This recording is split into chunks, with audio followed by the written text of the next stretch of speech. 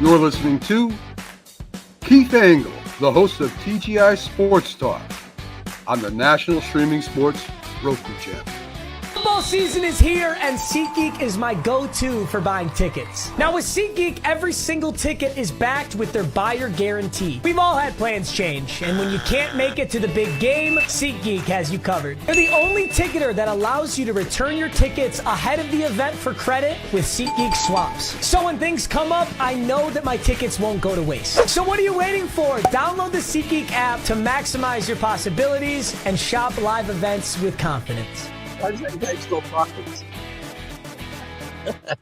Good morning, guys. Keith Engle for TGI Sports Talks Sunday Stream of Consciousness. We welcome everybody this morning. I don't know why that guy, when I start him, he looks like he's talking fine. When I end the show, he's talking fine. And then the audio and the sync seems off. Anyway, welcome. Happy Easter to everybody who celebrates Easter. Those of you who may have been celebrating Passover the last week, I believe that's ending. So happy Easter to you. Listen, not to make an uproar here, but I have a couple of Jewish people that work for me, and I always struggle with the holidays, whether to say happy all the time, because it's not like, Merry. Well, I guess Hanukkah's good, right? That's easy. Happy Hanukkah. But some of the other ones I don't know whether I should be saying happy or what, because some of them are a little, and they're very somber and introspective religion. So anyway,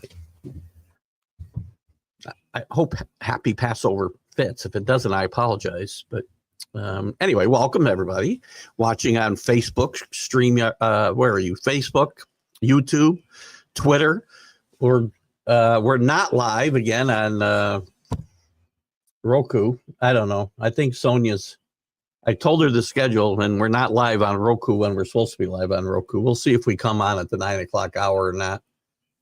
We also had a new key to use, so I don't know whether it says I'm live, but I'm looking at it on the TV and I'm not live. So anyway, we'll have to get this straightened out. I apologize to you Roku viewers.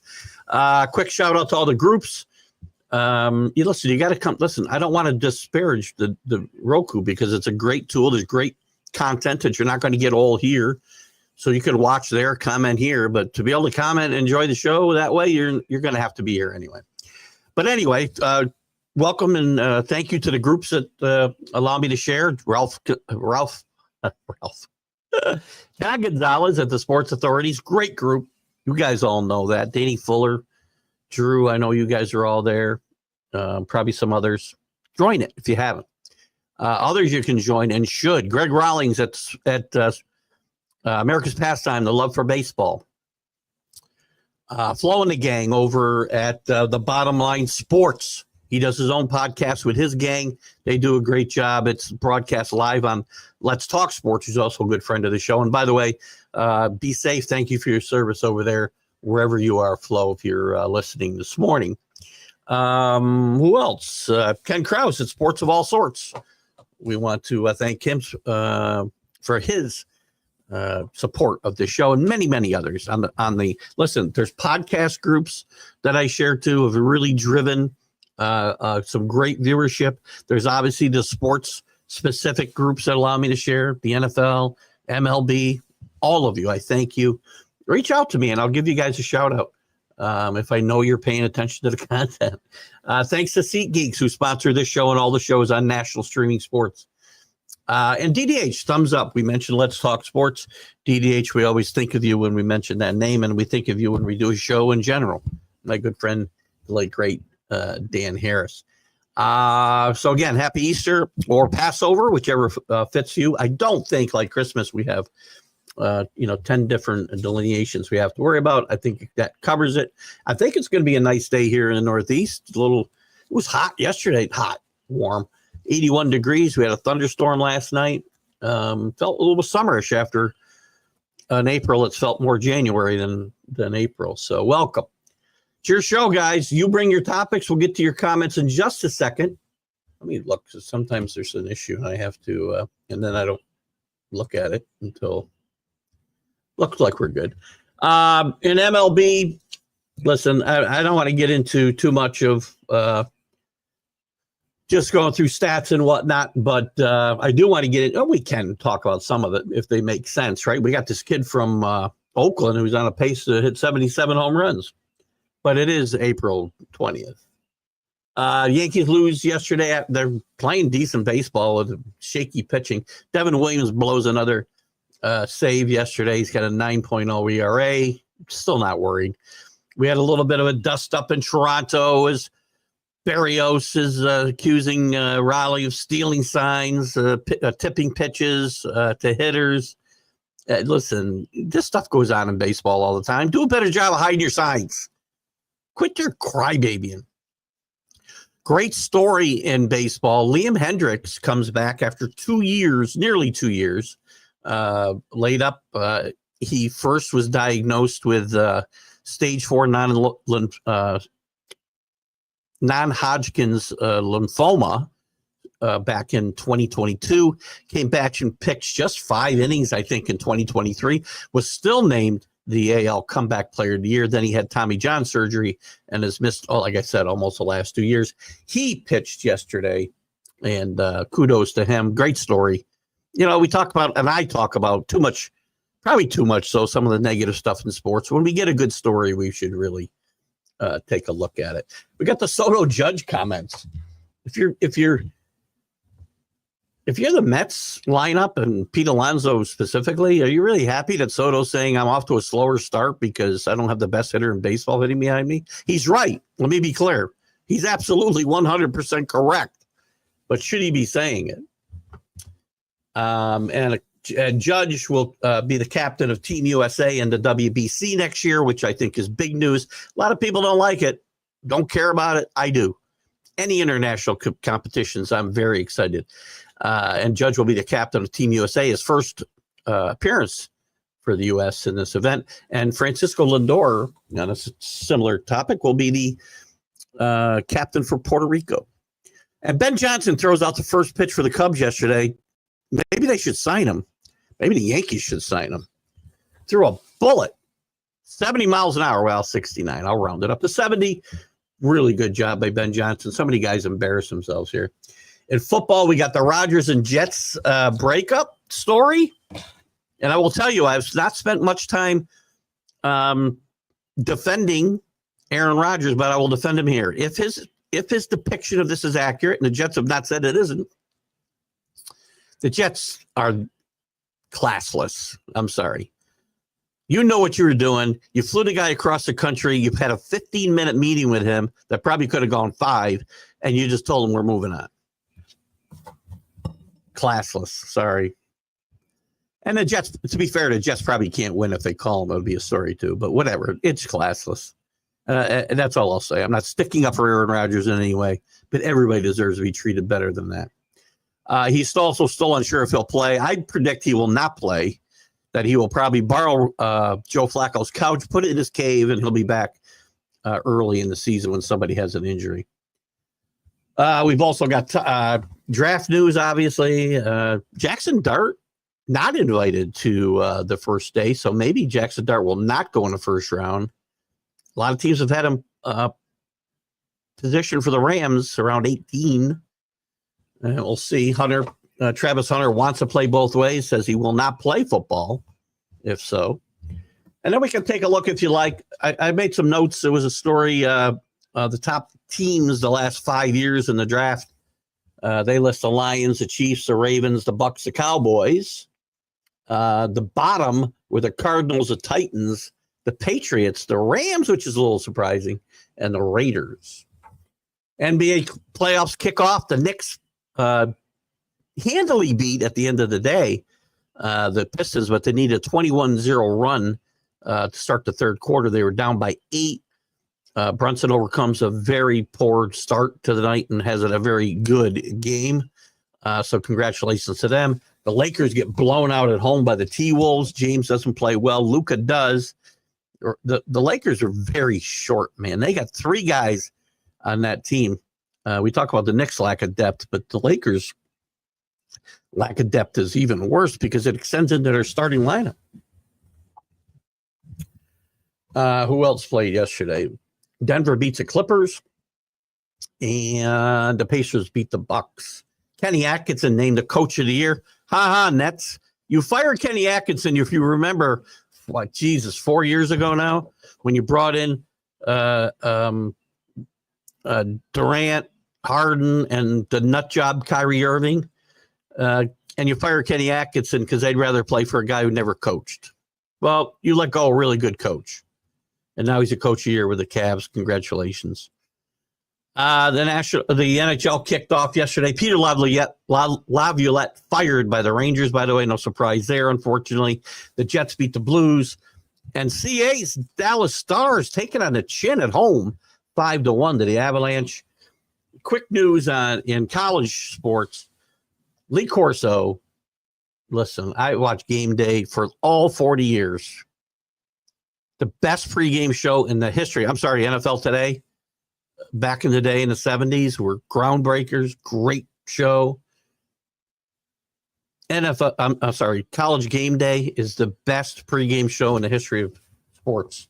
And Lee Corso and Kirk Herbstreit, Craig James before that, made it. So Lee Corso is going to retire after 4 decades with ESPN. It'll do one more show in week 1 to be determined where. My guess it'll be Texas and Ohio State. Ohio State was the first team Lee Corso ever put on the headgear for. Anyway, let's jump into some comments before we fall too far behind. Drew, good morning. Happy Easter and Passover, everyone. As I said, same thing to you, Drew. Missed you. I know we missed you Saturday. I'm sorry, what day? Friday. Seems I always have something to do when I want to watch. I usually have something to do when I want to do the show. Finished I found out another thing you shouldn't do at 65 years old and have to stop doing. Things you like to do. I like getting outside and getting my hands dirty, cleaning the house, doing some landscaping. Well, I gave up mowing when we moved here. I do still do a tiny little bit of landscaping, but most of that's done for me. I retained keeping up the outside of my house. I do have people coming to do windows because we got windows that I can't reach without a bucket truck. But I maintain power washing the house, the deck, and doing it all myself. And I'm realizing at 65, maybe I should pass that off to someone as well.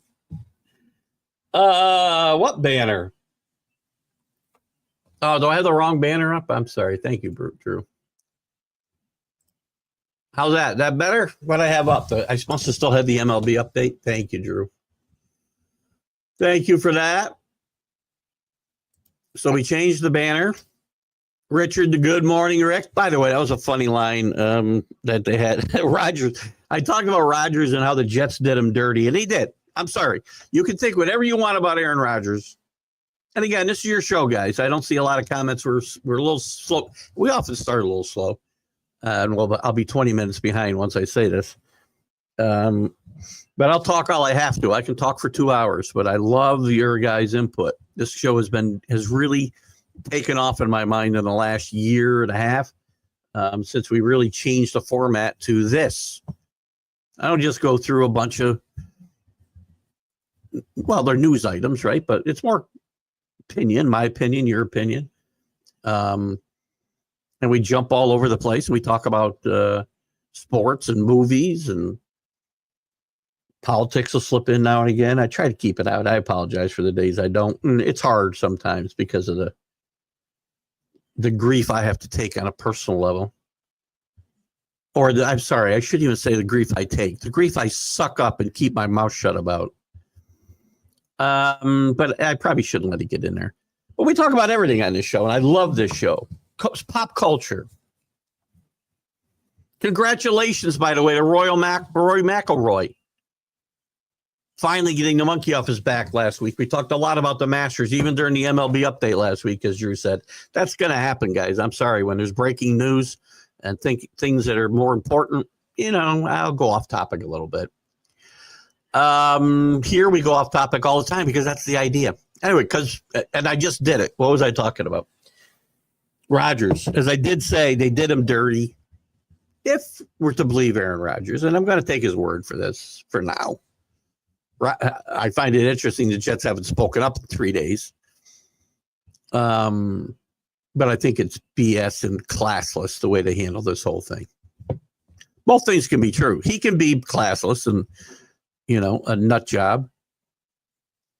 But and they can also be classless. So anyway, Rick had a funny line that he should have known when he had what was I don't know what it was about the one. He had a one-way ticket and staying at the Red Roof Inn. Oh, maybe you can bring Bronny up for some depth. I don't know if you can even adjust your rosters now. I suppose you can. I should look to make sure he's not even on the roster. He can't be on the roster, right? By the way, just talking about the Lakers last night. Well, and again, I do plan on getting in the NBA. I know we don't talk a lot of NBA. During the playoffs, there's going to be storylines that we should talk about. We really should. And if we can't, I get it. But the Timberwolves played really good basketball yesterday. Are they going to shoot 50% from three? I mean, that was the story of this game. And they outshot. Well, they scored 16, the Lakers did. But they only shot 36%. T-Wolves were 50%. Ex-net Julius Randle, 16 points in this game. 5 rebounds, 5 assists. That's a typical Julius Randle game. A little shorter on the points, but Jaden McDaniels picked it up. Anthony Edwards had 22. Didn't shoot particularly well. But the Lakers, LeBron was only 8 of 18 for 19 points. Did have 5 rebounds and 3 assists. Only played 36 minutes. Duka was exceptional. Played really well, as you would expect. But after him and Austin Reeves, there's nothing. They get 1 point out of Jason Hayes and 9 points out of Hukamura. And nothing out of their bench. Oh, Bronny is on the roster, by the way. And he did play 3 minutes in this game. 0 for 2, as you might expect. And again, to go back to Bronny and Rick's comment here. And I know Rick has his thing for Bronny. Bronny's not a good player. I'm not, in my defense of Bronny, I've never once said he's a good NBA player. I said Bronny's been done an injustice here by the Lakers and his dad. So anyway, Rick, he is on the roster and did play 2 minutes last night, just an FYI, which tells you a little bit about here's the guys on the Lakers bench. Does anybody know who these guys are? Finney Smith, Vanderbilt, Len, Vincent, Milton, Goodway, Bronny James is the biggest name on his bench. Finney Smith played 33 minutes and scored 3 points. Did get 3 rebounds. And I believe, if I'm not mistaken, the Timberwolves, listen, all these teams in the West are very close. 48, 49, 50 wins. Everybody but OKC. So these are all very evenly matched teams. Yes, the Lakers lose home court advantage last night. Lakers could come back. But don't forget the T-Wolves knocked out the defending champions last year. I believe Denver was a defending champions last year. Am I not wrong, or was it 2 years ago? In any event, they got knocked out by the T-Wolves the second year, the year after, by the T-Wolves. So they have a history of playing well recently in the playoffs. Early in their existence, they didn't play that well. Here's our birthdays today. Let's see how many guys I can remember. Obviously, remember Higagawa, Higgy. Brandon Belt, great, very good first baseman, left-handed bat. Todd Hollingsworth, underrated outfielder, probably been retired 20 years or so. Not a superstar, but a decent player, fourth outfielder, if you will. Jimmy Jones, pitcher. Donnie Baseball, the hit man. One of my favorite Yankees of all time. Bobby Mercer. Thurman, Donnie, Roy White. I'm sorry, Nettles, Roy White. My top 5 Yankees. Not by performance, obviously, by my fandom. What else we got here? Milt Wilcox, a capable pitcher back in the day. I think, if I'm not mistaken, he was like the 4th pitcher in that great Tiger team in 1984. Dave Bancroft going back in time. And Germany Smith, Steamer Flanagan, and Heavy Jones. Steamer Flanagan's a great baseball name. Hello, Paul Spada up in Wisconsin. Hope you guys are doing well.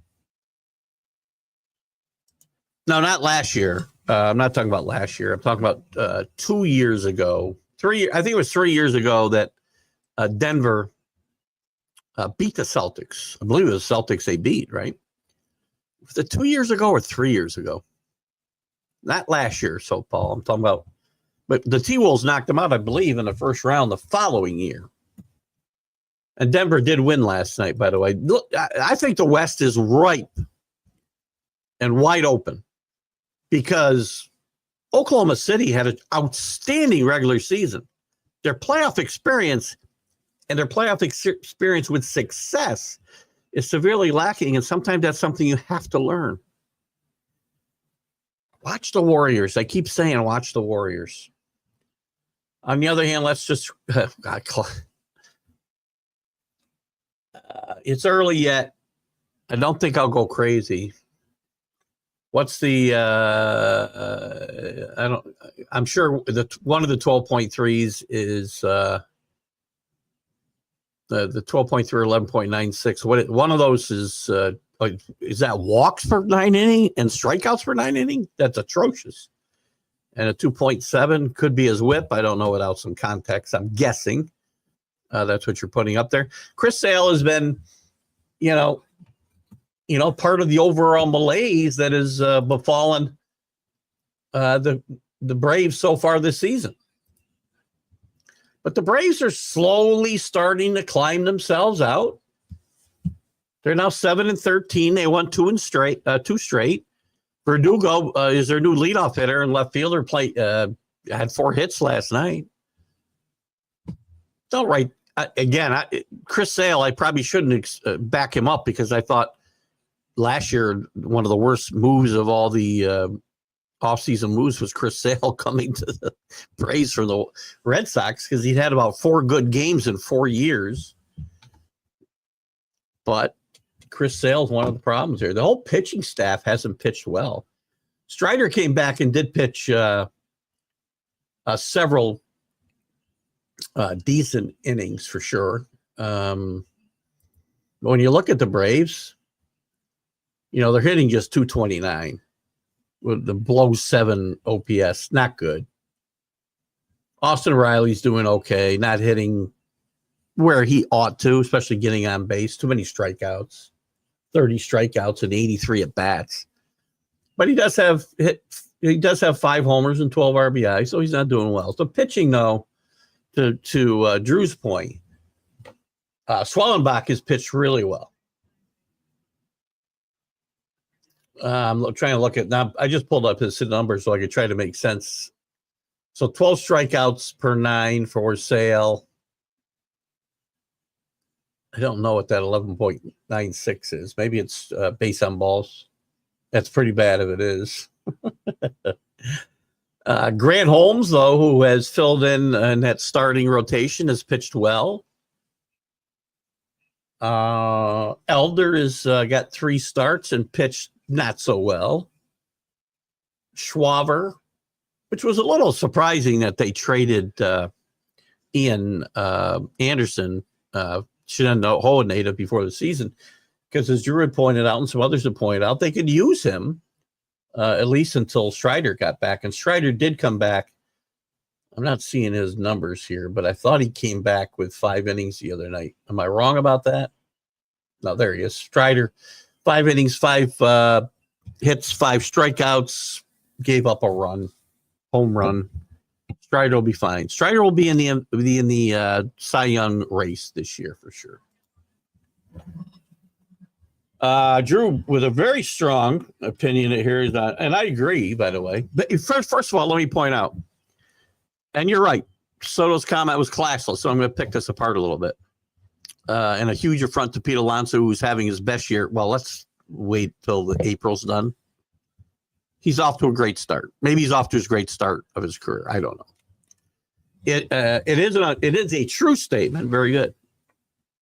Glad you threw that in there because it's 100% accurate. But it's not something you go to a new team and say. By the way, that same night, I think Judge had a pretty big night and showed you why Judge has showed you this last week why he's the best player in baseball. You can take Ohtani all you want. Let me finish this up real quick before I get off the track. It would be accurate, and it would be accurate for anyone hitting in front of Judge, but it shouldn't have been publicly or even privately. Well, first of all, yes, it's true. Second of all, it is classless, and it is an affront to Pete Alonso, who I don't really care about affronting because I don't think he's that good a player. That's just me. Again, I will never stop telling you that I think he's Dave Kingman, who's a decent player. He had almost 500 home runs, but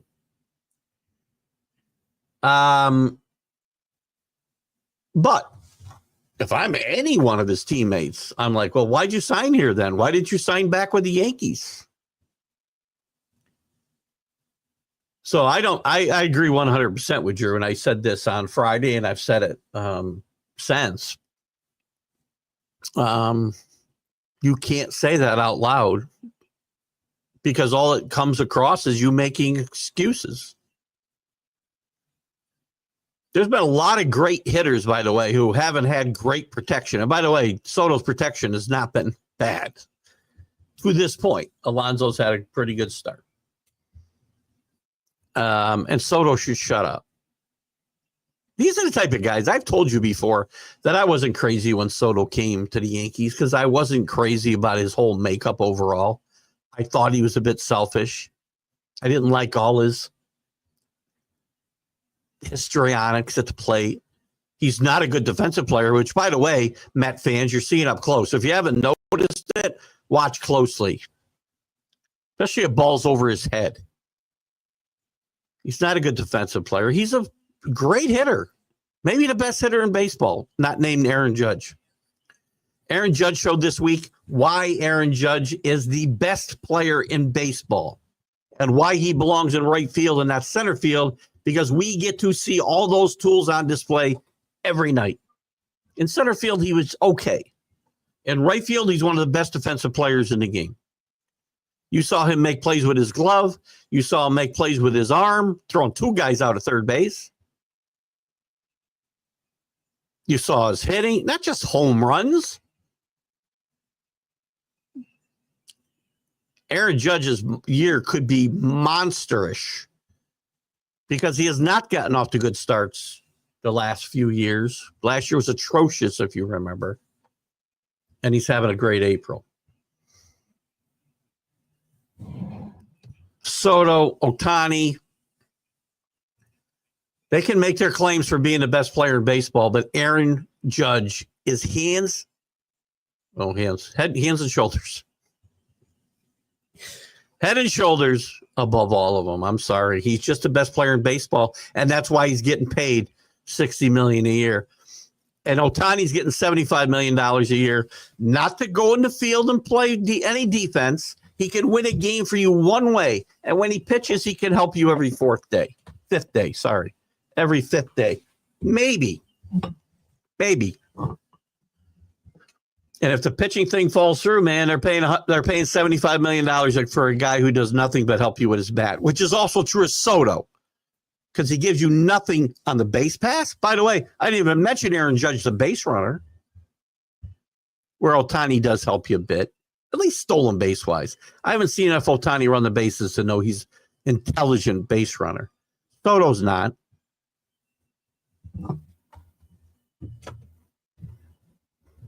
There you go. Soto's played on other teams without a judge behind him and hit much better than he is now. These kinds of people never look inward. It's always someone else's fault. Thank you. Great point, and one that Rick brings up this type of thing a lot. I bring up this type of thing a lot. There's no self-reflection. There's no accountability. Rick brought it up a little bit the other night on a different topic, which I didn't disagree with, by the way. We had a different opinion on the final thing I had to say, but I agree 100%. Everybody's first. This is people's fault in life in general, by the way. Life in general. Because I've seen it up close. I've seen it, once removed, whatever. Where guys, every time that, or gals, sorry. This is not a gender-related thing. Whenever they fail, it's somebody else's fault. Yeah, but.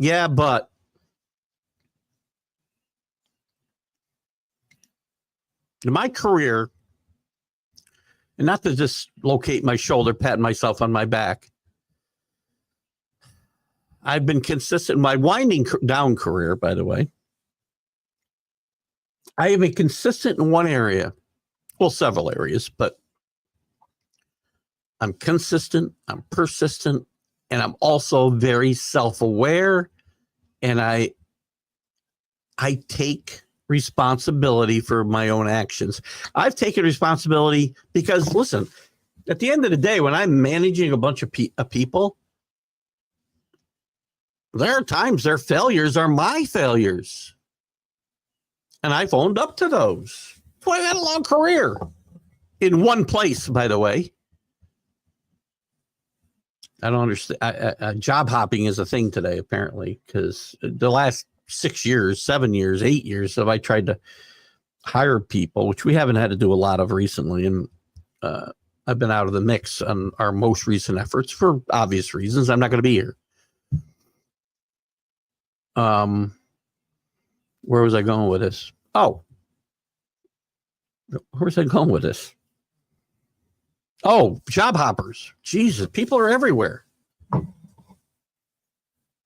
saw a funny meme. I wish I could play it. Can I pull it up on my phone? Will you guys see if I put something on my phone? Oh, it's hilarious. I gotta find it. This is a wonderful thing about. I'm not gonna play it. I will play it just because it's about. It's about interviews. It's really not about accountability or anything like that. But let me just see if I can play it for you quickly. Hang on. Watch closely. How do you explain this 4-year gap in your resume? That was when I went to Yale. Impressive. Well, I think you're hired. Thank you. I really need the job. How do you explain this? If you couldn't hear that, by the way, the interview saying, how do you explain this 4-year gap in your resume? And the guy said, that's when I was going to Yale. And the interviewer says, very impressive. That's awesome. He goes, you're hired. And the guy goes, thank you very much. I can use the job. It's hilarious. So anyway, yes, it's always someone else's fault. That's life in general. Happens my family, guys. He's not my immediate family, my own biological extended family.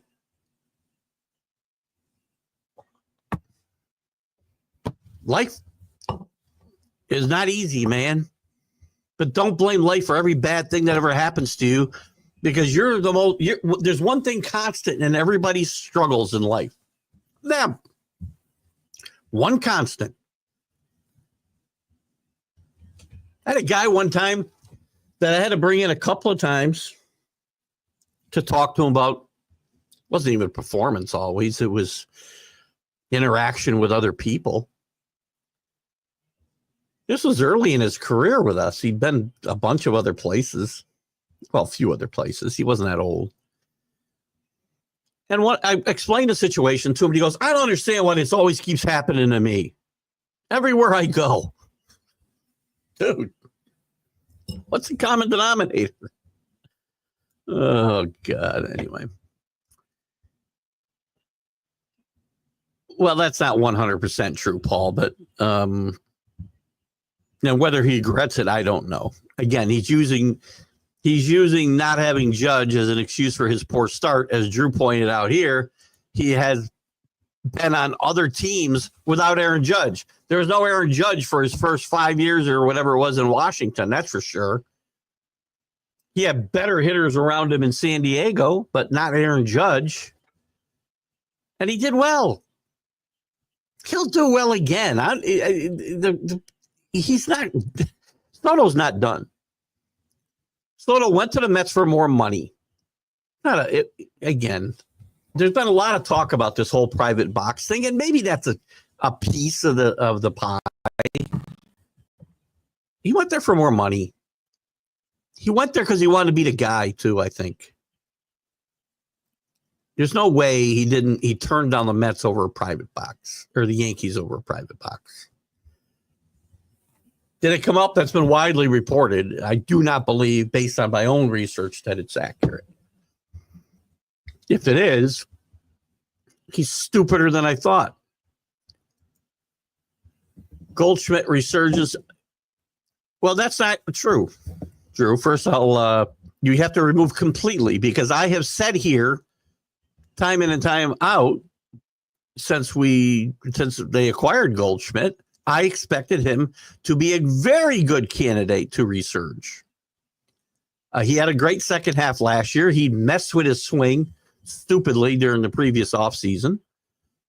And I saw no reason that I thought Goldschmidt would be have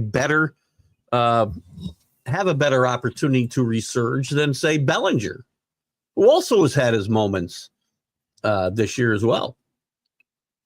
So you're absolutely right, but you got to remove the word completely, please, because you sit here and you listen to me. I know you have say, I expect him to bounce back.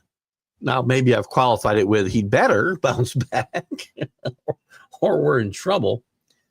But he's done very well. What's he hitting? 367. He's got a homer, 7 RBIs, and 5 doubles. Where's Bellinger?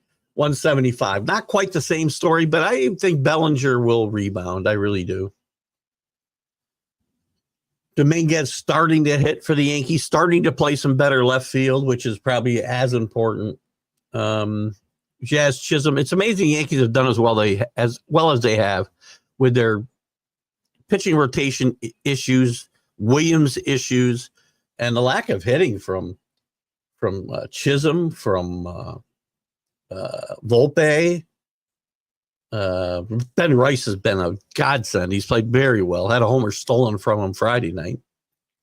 Bellinger hasn't hit well. Dominguez starting to hit well. Austin Wells not off to a great start. So it's amazing. Trent Grisham has played well, which has helped them. So nice game out of Carrasco yesterday too, before things fell apart. To casual observers of baseball, sorry, I got something in my coffee here. Plus, I can't see my face here. To a casual observer of baseball, Tyler Soderstrom is a new name. In truth, he's a 26 player in the 2020 draft, which is 5 years ago, by the way. And 5 years to get to the major leagues is a long time today. With huge power. It took him a while to get out of quad A, but he's showing why he's likely regarded as a first baseman now. Leads MLB with 9 HRs and has a 3. I said at the top of the show, he's on pace to hit 77 home runs. That will not happen. He's not going to hit 309. And by the way, by some standards, 18 strikeouts and 81 at bats is great. But you're right. But that's just a comment on the game today. And as you say, isn't out of the box for present day. Soderstrom's been okay. I do not expect this guy to hit 50 home runs. What's been his run through the major leagues up prior till now? Pitchers will figure him out, by the way. His first time through the league. This happens a lot. Pitchers and hitters. Their first time through the major leagues, they do very well. And then pitchers figure them out and they find their holes. And I'm not sure how much. I want to see how much time Soderstrom. I don't think he's had a whole lot of time in the major leagues. He has not. He got a total of 300 at bats before this year, where he showed some pop, 12 home runs. Didn't hit, by the way, hit 160, 233. Nice player. Maybe the A's are building something out there, but the A's are always going to be the A's until they're not. Prove me wrong. John Gonzalez for the Sports Authorities. Good morning, my friend. Good to have you. I mentioned John and the Sports Authorities at the top of the show. Make sure you guys go and join the Sports Authorities. You can find it when you go watch the show and you'll find it in the comments. Always great stuff over there. There's some good podcasts like this one. There's nostalgia. There's lots of good stuff. There's comedy. John does some good stuff. John, by the way, I'm standing by my prediction that your inside information on Will Johnson is not coming to fruition. I mean, unless one of the top two, Hunter or Carter, fall to the Patriots at 4, which is still possible, not probable. They're gonna go for the tag. They're gonna go for the tackle. They're gonna take either Campbell or Memboa from Missouri. I'm almost 100%. I can find very little. And again, these mock drafts are what they are, right? And we see lots of surprises. And the Patriots could use Will Johnson, quite frankly. But I think they need offensive line help, unless if two of the best players in the draft were to fall to them, one of the two were to fall to them. I don't think they're going to take anybody other than a tackle. That's just my opinion. I could be wrong. We'll see. Soderstrom is a rising star. Well, again, I got to see. I mean, people get excited. I'm excited. If I was an A's fan, I'd be very excited. He also has 2 doubles, by the way. That's it. Does have 8 base on balls. Listen, I'll get excited, as I said. If he's still carrying these types of, and he doesn't have to have, 40 home runs at Memorial Day. If we get into June and he's got these kind of numbers, then I'll start getting excited. I don't get excited, good or bad, unless guys are coming back from injury or something like that, on these April numbers. It's fun if you're an A's fan because you don't have a ton of other players to really get excited about. But he's a nice player. You expect him to hit 77 home runs? Because I don't.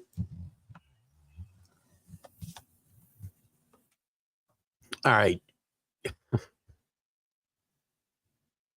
It is his first time through the league right now, Drew. As he sits today, with whatever improvement that he has, a lot of the guys that he faced in 2023, he played in 45. He's played in 100 games total. So this time through the year, it's his first time around the league. I don't know why we have this constant "I gotcha" moment. Yeah. All right, I'll give you. It's not his first time through the league. I will continue to say, for all intents and purposes, this is his first time through the league. When you're up and down through the freaking, and by the way, his first time through the league hit 160.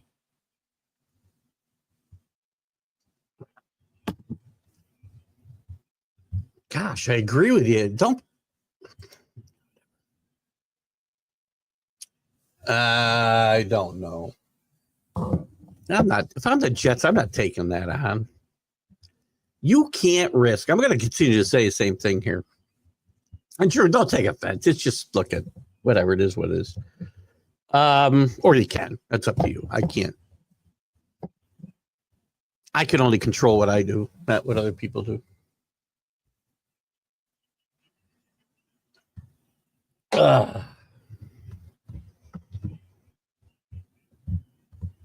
Well, 300 bats isn't his first time through the league. I'm talking about this year, actually. Anyway, back to Sanders. I don't see any. I'm not. Quarterback is not a place the Jets really ought to be using a number 7 pick on. I think they should go offensive line. I think they should go tight. I think they should take Warren, the tight end out of Penn State, is what they ought to do. Unless Giante falls to them, I might take him. Move Hall out. I'm not taking this quarterback at 7. There's quarterbacks back in this draft. If they feel the need to draft their quarterback of the future and they think Justin Fields, well, they have to see that Justin Fields is. I wouldn't take Sanders here. I don't think the Saints are taking him at 9 if the Jets don't take him at 7.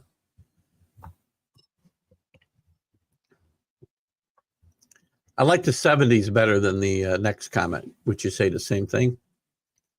I like this 70s. I like this better.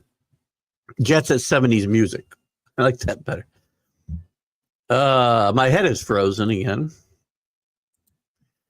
I learned how to fix this without having to go all the way out now. Anyway, I really don't see the Jets taking him at 7. Could happen. I mean, the thing is, John, about this draft, while it's not rich in talent, the quarterbacks are not very good. I do think Cam Ward eventually will have a decent NFL career. Is he a franchise quarterback? I'm not certain. I'm sold that Sanders isn't. The arm strength isn't there. I know there's been guys who have made it without great arm strength. I don't think his pocket awareness is there. I think there's some issues with Shedeur Sanders, and it's not just his personality. I'm just not taking it. I'm not wasting a 7th pick on a draft on a swing and miss. I can't take that chance if I'm the Jets. I can get a quarterback later who I think has as good a chance as Sanders. There's some really good. Again, there's some really good. As far as potential goes in this draft for quarterbacks. But that's why this draft is intriguing. Not overloaded with overwhelming talent other than 2 guys. And none of them are a quarterback. It's Carter and it's Hunter. But there's all kinds of intrigue about what teams will do. Sanders is one of them. Will the Jets, and quite frankly, the Jets I keep hearing a lot less. I hear it in the New York press more than I hear it anywhere else, which maybe is more relevant. But I don't hear a lot of clamor for the Jets at 7. I hear more clamor for the Saints at 9. The Giants brought him in for their own workout at last Thursday, I think. They're not taking him at 3 unless they're going to trade back.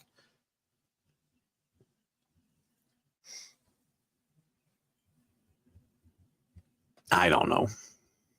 I don't think the Saints take him at 9. I think he falls to the Steelers. Because if he doesn't get picked at 9, he's not getting picked until whatever the Steelers are at, 21. Nobody needs a quarterback until then. And the Jets, I think you told me you like the Fields pickup, John. Maybe I'm misremembering that. And if Fields is a hit, then you don't need Sanders for quite some time. Or a quarterback. Now, I would take a project somewhere. But don't draft a project at 7. You think Sanders is really ready to play in doesn't have to play in year 1, but is he ready to play in year 2? You're not going to pay these guys top 10 money and then sit them around, because by the time he's ready to play, now you got to pay him and you don't know what you have. Team with the highest run differential, the Cubs, ahead of the equally surprising Padres. Who did I talk about Friday that has a negative run differential? Oh, I think it was the Rangers. They're, again, playing 600 baseball, I think, or were. Where are they? They were at negative 11 when we looked at them on Friday. Now they're negative 13, but they're playing 619 baseball. That's really weird. So you're getting blown out of some games and you're winning close games, which is good. You need to win close games. And run differential isn't everything, but it shows some potential problems. In fact, Nobody in the West, the AL West, has a positive run differential, and only the Colorado Rockies in the West have a negative run differential. You point out the Padres, but don't mistake my dark horse Giants at 14-7 with a plus 31.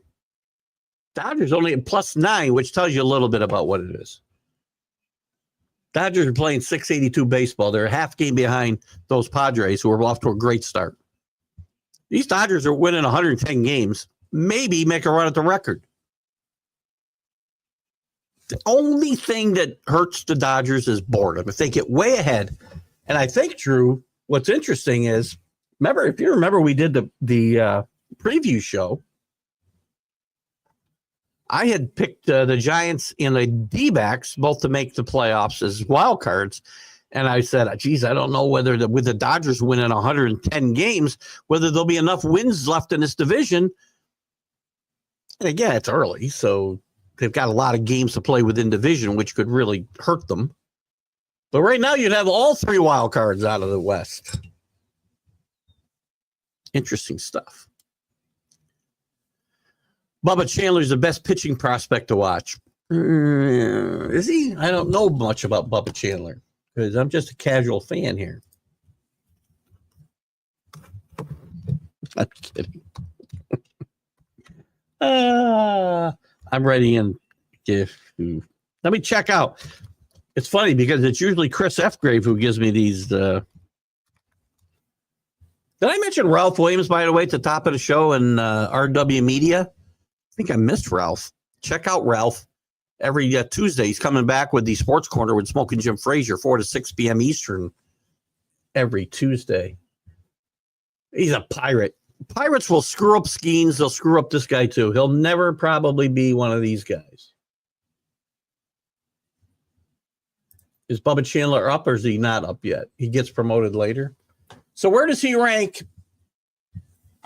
I remember the name now. Again, there's so many prospects in baseball. I can't remember them all. Drew's much better at me than this. I know the prospects on my teams. And I'll be quite frank with you, when I wasn't 65 years old and when I was playing in dynasty leagues, the fantasy leagues I played in were dynasty leagues where you had 45-man rosters and you drafted guys when they were in the low minors and they worked their way through your system, just like real baseball. I was much better at keeping tabs on the minor leagues than I am now because I just don't care. There's more guys. I'll wait till they come up. But this guy, I mean, here's the thing. So Bubba Chandler is pitching great in the where is he pitching? I'm assuming he's pitching in AAA, right? So when they promote him, they're going to have 2 of the best young pitchers in baseball, theoretically. I don't know where he rates. I'm trying to look at this information quickly and not just sit here and read an article. But it's still the Pirates. And an organization that hasn't shown much inclination to try and win since, I don't know,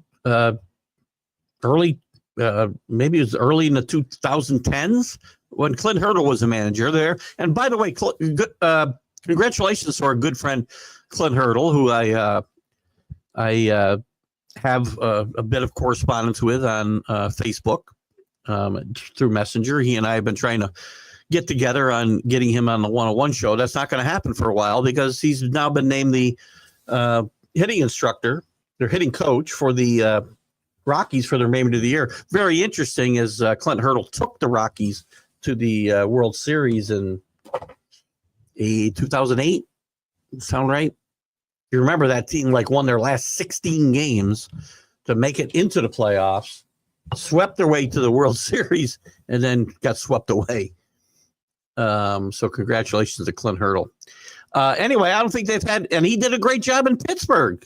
He got that team, I believe, into the playoffs and on the verge of the playoffs a couple of times in his tenure there.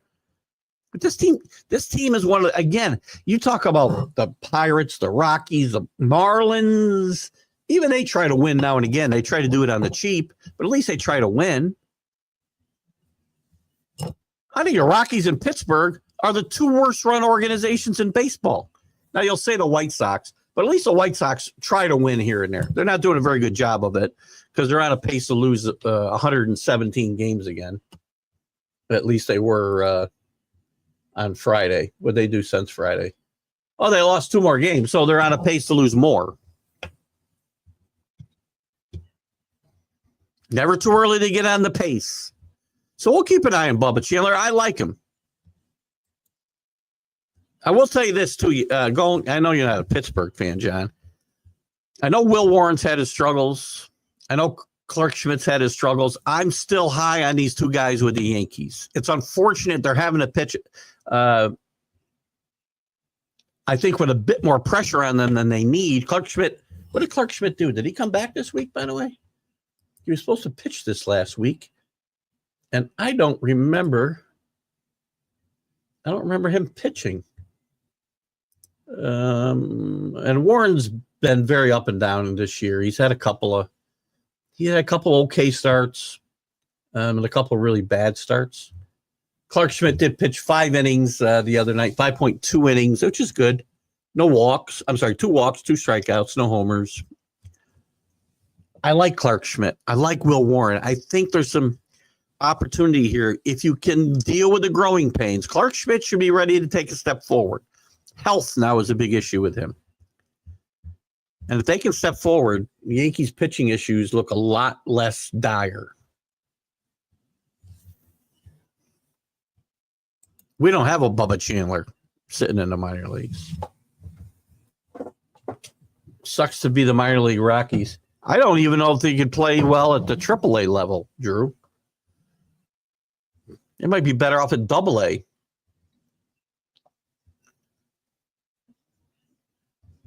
Yeah, and I just mentioned, if you remember our conversation from the preview show, I picked 2 wild cards from this division.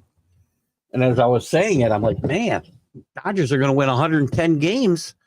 Is there going to be enough wins left in this division for a second team to get in, or third team to get in? And right as we stand today, and again, there's 40 games to play, whatever. They'd have all 3 wild cards. You didn't type 70s music? What'd you do? I like the 70s music better.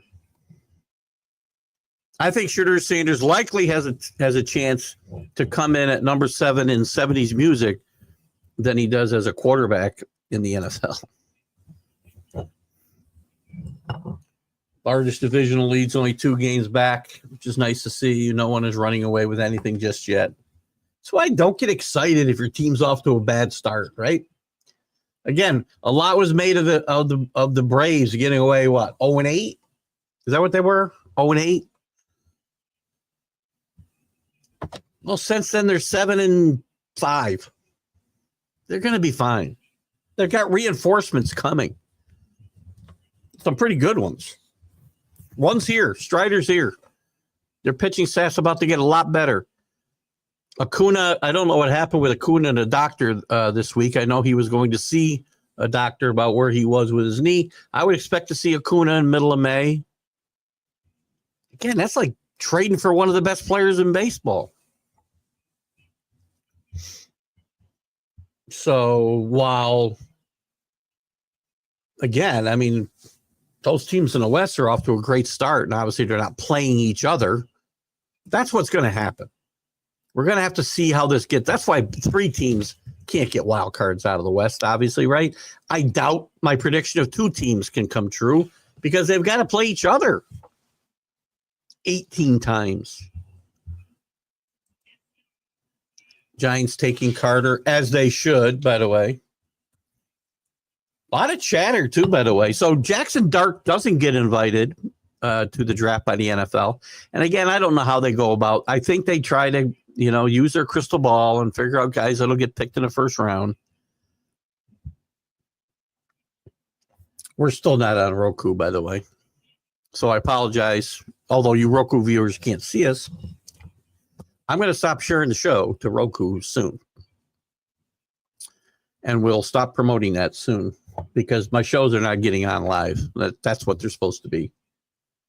Oh, I mean, the show that I'm watching now went off. Oh, that's yesterday's show.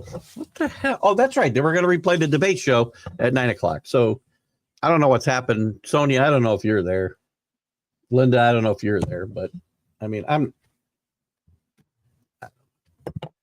I get yelled at, when my shows go long and I don't turn off the Roku feed. But it's not important. It's really not. At the end of the day, it's not that important. I'm not going to worry about it. But I'm not going to just keep I got other places I can share this to. I've only got X amount of feeds. I think I have 5 or 6. I think I have 6 I can use. I'm using 6. I'm using all 6. I do have other places I can share the show live to. Now, I can't waste one on one that's not going to be used. Dart's not going as high as 9. And Dart didn't get invited. He didn't even get invited to the draft by the NFL. The NFL knows something. I love Jackson Dart, by the way, but Jackson Dart should not be picked 9. None of these guys should be picked in the top 10. I appreciate your opinion, John. I really do, and you're a very knowledgeable individual when it comes to these things. But I say this as a matter of overall strategy, draft strategy. You shouldn't be picking guys. You shouldn't be picking quarterbacks as a rule, unless they're Peyton Manning. 100% can't miss guys. Of course, Trevor Lawrence would fall into that. So maybe I should say everybody. They not only shouldn't be top 10 picks, they shouldn't be picked in the first round at all.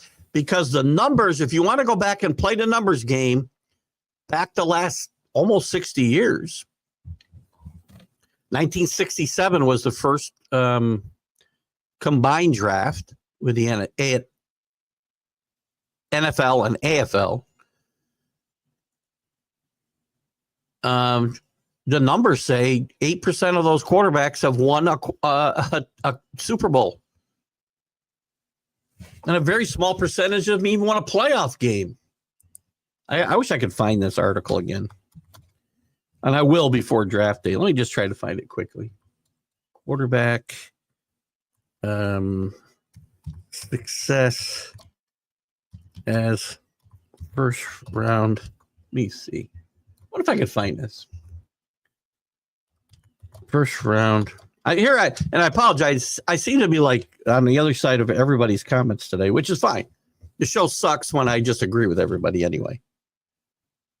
As first round NFL draft picks. Let's see if I find this article quick. It was a great article I found 2 years ago. This is Fox Sports. Where's the one from The Athletic I had? Let me see. Let me put in The Athletic.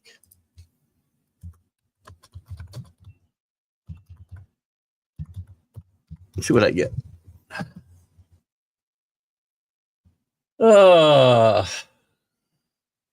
That's not the one.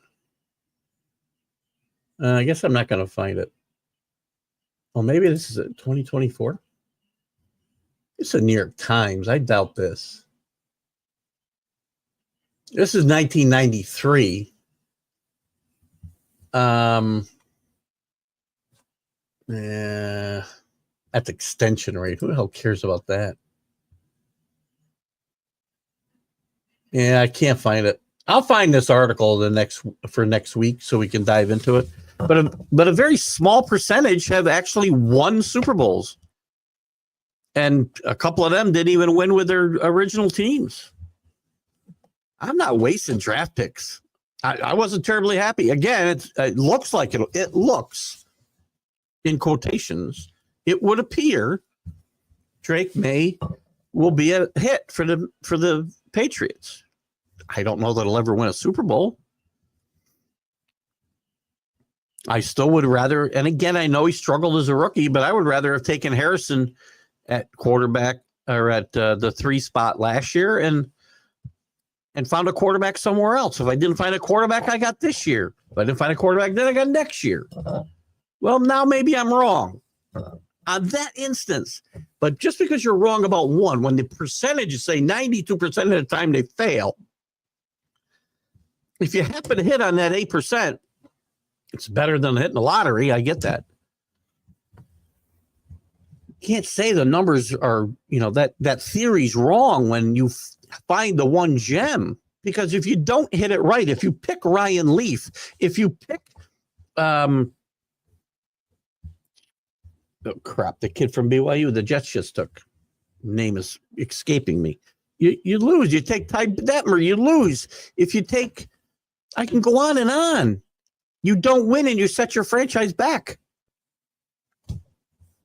Anyway, I'm predicting, I'll continue to predict that Sanders gets picked 21 by the Pirates. That would be a big upset. The Steelers. And I would say Dart at best goes 18 to the Rams. He may fall out of the first round now, not getting invited to the draft at all. Everywhere I've seen Dart projected was, I don't think anybody's taking a shot at him in the top 10. And here's the thing, John. If you're the Saints, let's just say the Saints want him for argument's sake. Why not trade out of that 9th spot? Because nobody's taking a quarterback from 9 to 21 unless somebody moves up, which you might see the Giants do, because the rumors are they're going to move up back into the first round or try to for Jalen Milroe.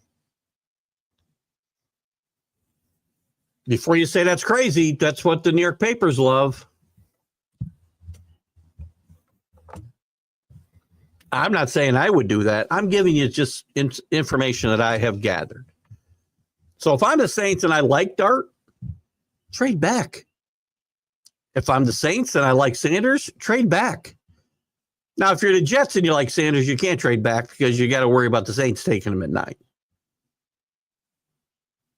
But there's nobody from 9 to 21. Let me just verify that. Unless there's trades. Again, that's one of the intriguing things about this trade. This draft. I think you're going to see trades up and down. I really do. Oh, let's see. First round. So let's just start at 7. Jets, I really don't think are taking a quarterback, but let's just say they do. Or they want one. The only team behind them, Panthers aren't taking a quarterback. The Saints could take a quarterback, so they got to worry about them. Bears, no. 49ers, no. Cowboys, no. Dolphins, no. Colts, no. Although are they really going to waste a first-round pick after blowing it with Anthony Richardson? Another argument or another piece of evidence that solidifies my argument about taking flyers on quarterbacks in the first round. So maybe, but I doubt it. Falcons, no. Cardinals, no. Bengals, no. Seahawks, not at 18. I do hear they're interested in Slock, which how his name is pronounced Slock, I have no idea, but I did look it up. Slock from Louisville, but not at 18.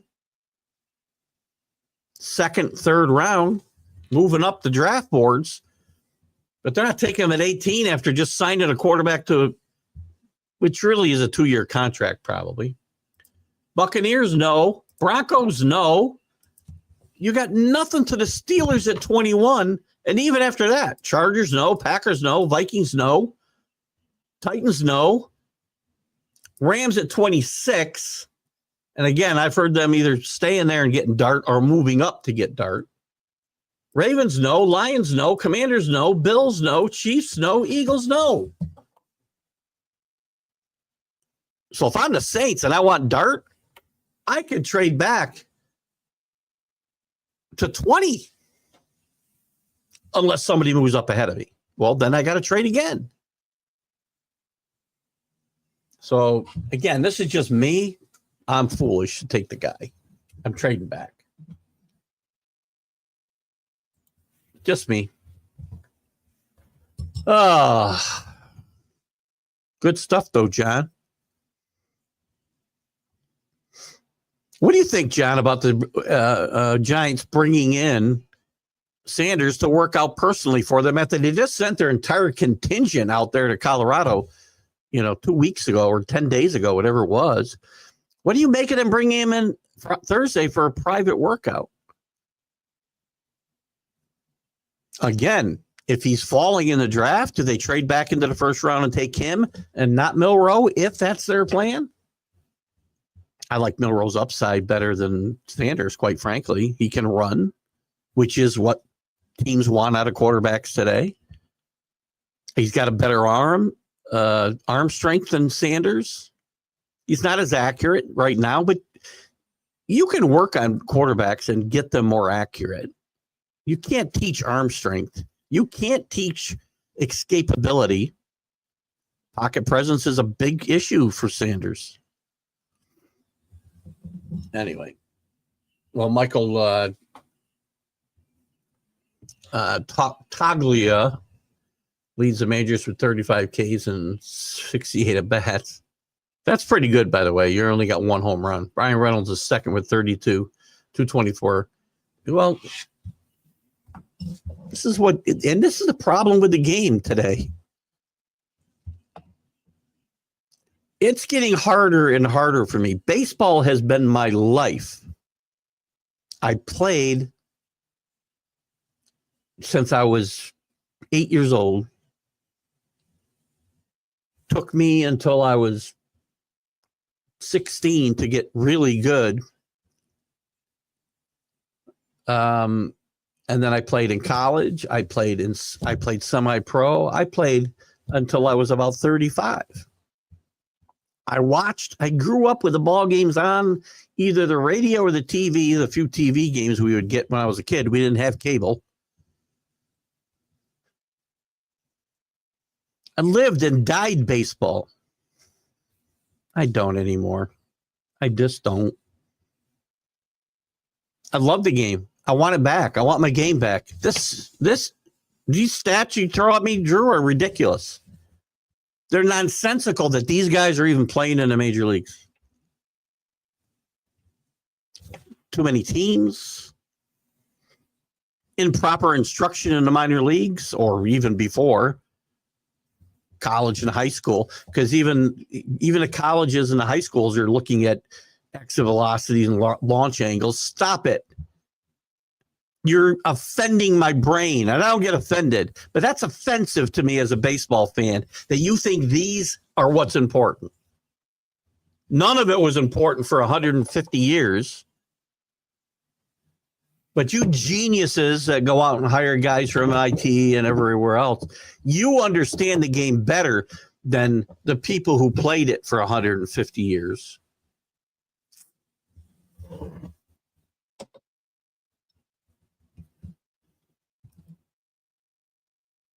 I blame fantasy sports. I blame ESPN. I blame a lot of people for this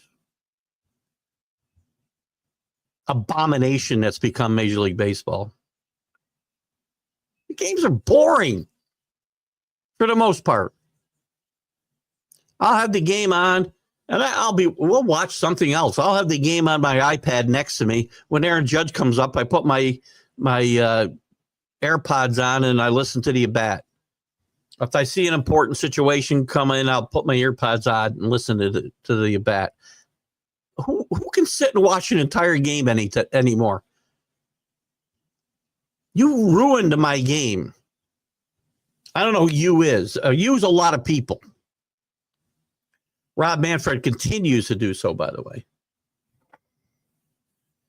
I saw a 60 Minutes interview and people are going, and it's clowns playing the Savannah band. If you're not a baseball fan, you want to see the Globetrotters on a baseball field, go watch them.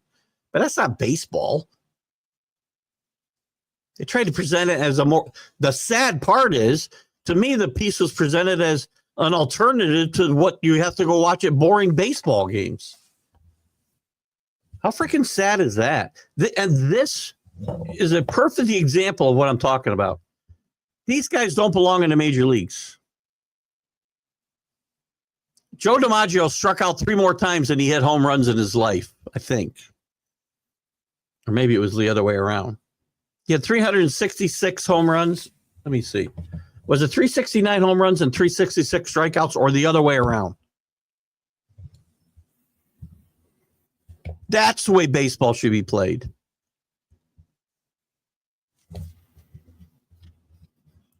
How many times did Babe Ruth strike out in his career?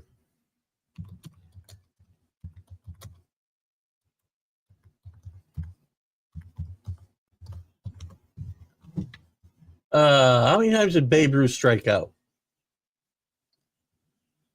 Let's just take a look, shall we? Because all these things always interest me. How come I can't get strikeouts? I got to, oh, here we go. I got to scroll. Where's the strikeouts? How many times do you think Babe Ruth struck out in his career? What was his high? That takes your base hits. Where's strikeouts? Come on, Babe, where are you? It would help if you let me scroll and still see the headers. Well, maybe it's not even here. Why do you? It's a great search. I should just go to the baseball reference. I don't know why I bother. Jesus. I get so, you tell me you're going to give me a stat and then you don't give it to me. You can't trust the internet. You can't trust anything today. I'm going to give you the stat. I want to know how many times he struck out.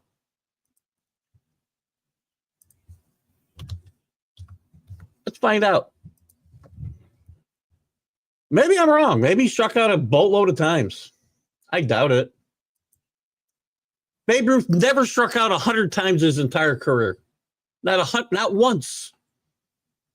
He had 714 home runs. He did have 1,300 strikeouts, so not on the level of Joe DiMaggio's efficiency there. But when he hit 60 home runs, he struck out 89 times in 684 at-bats. Most he ever struck out was 89 times that year.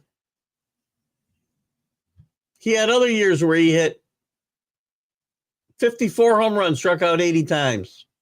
47 home runs, 76 times. 49 home runs, 61 times. These guys don't belong in the major leagues. There's too many teams. I don't care. Every city doesn't deserve baseball. Or we don't need to put teams in there just because maybe they do deserve baseball. Because all you do is hurt the game. 30 frickin' teams is way too many.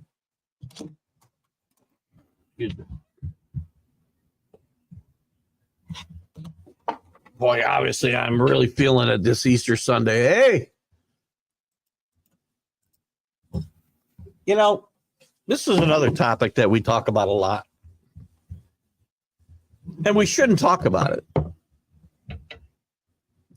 Many pitchers, especially those who throw hard, most of them do today, walk and have trouble with command. We had this conversation, Drew and I, about Kumar Rocker.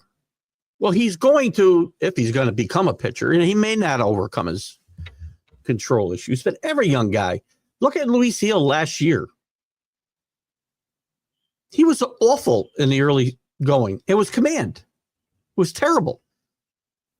Then it clicked. Rocker clicked the other day. Whether we have it, he's found it, remains to be seen. It's one game. The great ones figure it out. If I'm not mistaken, Paul Skeens had some issues with command in the minor leagues as well. Again, I don't have the numbers in front of me. You can find them for me, Drew. Again, numbers mean something to me, but eye test means more. Guys making progress mean more. I'm going to guess that 8 out of 10 guys in the minor leagues, we could say the same thing about. They're going to have command issues. Nolan Ryan had serious command issues, worse than this, probably. I don't have the numbers. But even when he got to the Angels and was throwing no-hitters and winning 19 games and striking out 380-some guys, he still was leading the league in walks. At least probably this amount. One every 3 innings. So I'm not going to hold that against him. I don't hold that against any young pitchers. Doesn't mean they're ready for the majors, and we'll find out when they get here. Maybe I'm wrong about Skeens, but I'm pretty sure I heard the same thing about Skeens. I'm pretty sure I heard of the same thing about 80% of the young pitchers that come up. I'm not sure. Come on. Really? I gotta see. I gotta fact check you here, John. That's like Sid Finch numbers. If you know who Sid Finch is, you win a prize today. Put it in the comments. Love you, John. Bubba, what's his name? Chandler.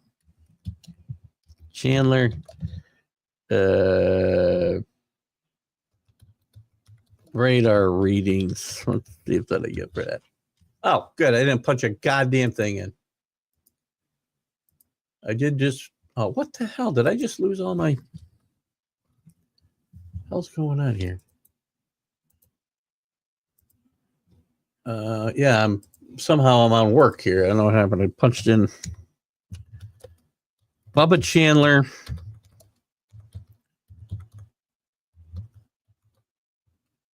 Radar readings. I'm not sure I'm going to get it for here. This is from 5 days ago. Let's see what it says. And this isn't giving me. All right. So as he worked his way up. Oh, this is 2 different guys. Yeah. Let's just keep an eye on these guys. Here, let's try this. Bubba Chandler. I got his stat line. I can't. All right. I found one thing from 6 days ago that says he hit 101.5. He hit it once.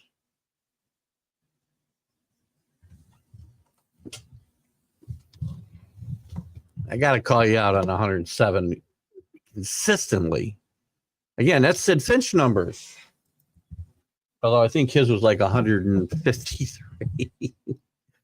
Sid Finch, you get the thumbs up prize if you tell me who Sid Finch is. Without looking it up, of course. I'm out of coffee, so I got to switch to something else. What time we got? Oh, we only got a half hour to go. Best way to know the apocalypse is here. Schwarber's hitting 284. I saw frogs this morning, I think, Drew. I think it was raining frogs.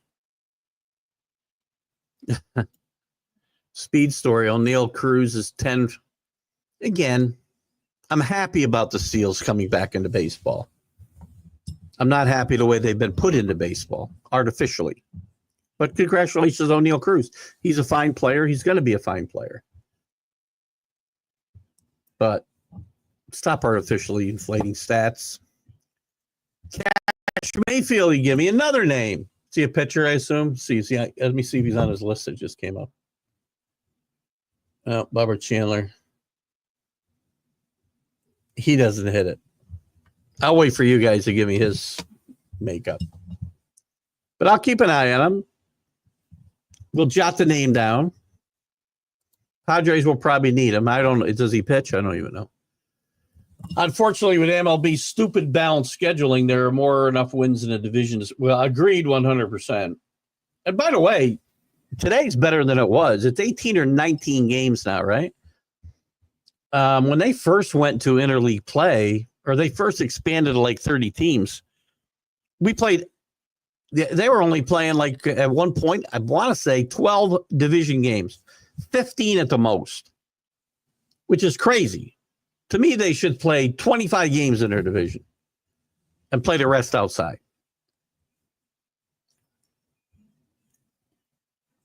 But you still got to play again. So the Giants, theoretically, let's just say, each team, right? So it's only 18. I mean, I think it's 18. It could be 19. 18, and if I'm any one of those teams times 3, that's still 45 games I got to play against my own division. You know, I'm not going to play 700 baseball in those games, I don't think. Not every team can. That's my point. And they'd have to play 700 against the rest of the league, which is entirely possible, I guess, based on what we've seen in the early goings. And that's unfortunately, the reason for that is interleague play. And more teams.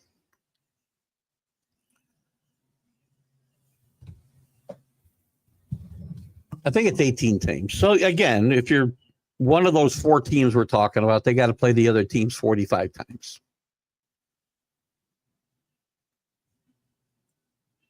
Now, if they all went 500 in the division and played 700 against the rest of the league, well, then we might get 3 teams. But if 2 of those teams separate themselves in those 45 games, it's going to make it very tough on the other 2 teams. That's my point.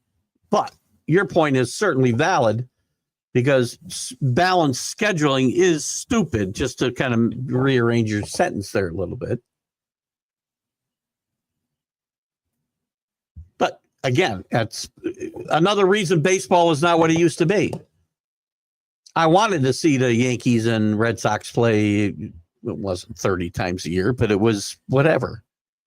Back in the day when I grew up and you had 2 divisions, well, early on there were no divisions, right? When I was a tiny boy, 1 league, American League, National League, pennant winner, went to the World Series. That's the end of the story until 1969. So let's just say we stayed with 2 divisions, which I'd be more than happy to go back to, and go back to 20. What did we have in those? We had 12 teams in each division. No, I'm sorry. We had the East and West. So we had 6 and 6. So we had 24 teams. You had a home and home series with each team in the other divisions. Everything else was in your division. So how many games would they have played? Home and home. Let's say 6 games. 6 games against 6 other teams. That's before interleague play. Well, we'll say 8. Because again, there was a lot more 4-game series then too. Times 5. 40 games. So 120 divided by 5. Yeah, well, that's not right. 120 divided by 5. 24 games a year you played against your division. In your division. That's how rivalries get born, by the way. That's how hatred for another team gets built up. Who's out here not commenting? Chris F. Grave, haven't heard from you this morning, my friend, but he's out there. How you doing? Patty Blylevin, Frank Laterzo, Jamie Golden. Don't be afraid to speak up, guys. Anybody else that's watching and hasn't liked or commented, please do. This is your show, guys. Well, Drew and John may not think so because I keep counter arguing everyone in the comments. But you guys understand my point. We all part friends here. I like Rick and I had a fairly major dispute Wednesday night about a take I had on something at college, a tragedy that happened in college football. I had to defend myself, but we part friends. We had fun. By the way, I wanted to mention, while you're talking about Kyle Finnegan, Washington, number 2 in saves with 7. Robert Suarez leads with 8 and a 0.00 ERA, by the way. Isn't he on one of my teams? He's on one of my teams. Is he on my nose pickers teams or one of my other leagues? I don't know. Anyway, it doesn't matter. I like Suarez. I might be thinking of somebody else, actually. I don't think I have Suarez on any leagues. But Kyle Finnegan, who, by the way, probably should have had baseball a long time ago. And I do want to say a quick shout out again. I said at the top, first of all, again, we got a bigger audience, and happy Easter to those who celebrate that. And happy Passover to those that are ending that holiday today. And again, I never know whether happy is the right thing to say about, I guess Passover is a happy event.